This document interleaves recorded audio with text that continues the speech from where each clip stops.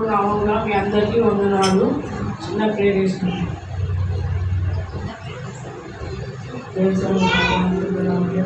మనం చెప్తున్నా నేనే ధైర్యాన్ని తెచ్చి మీ పశుధాత్మ నాలో నుంచి నాకు ధైర్యం తెచ్చిస్తున్నాను.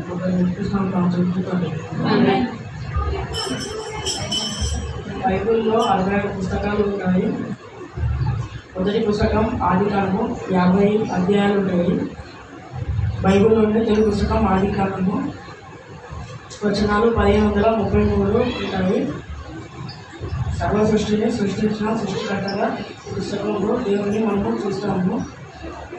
తన స్వరూపమందు దేవుడు మనుషులను చేసినప్పటికీ ఇచ్చలవిడిగా పాపం చేసి ఆయనకు దూరమయ్యాడు. నోహు అనే గొప్ప విశ్వాస కుటుంబాన్ని ఈ పుస్తకంలో మనము కనబడుతూ ఉంటాడు. అబ్రహాము, ఇస్సాకు, యాకోబు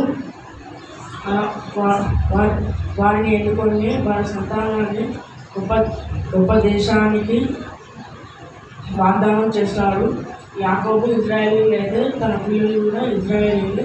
ఈ జాతి నుండి ఇస్రాయేలు వచ్చారు.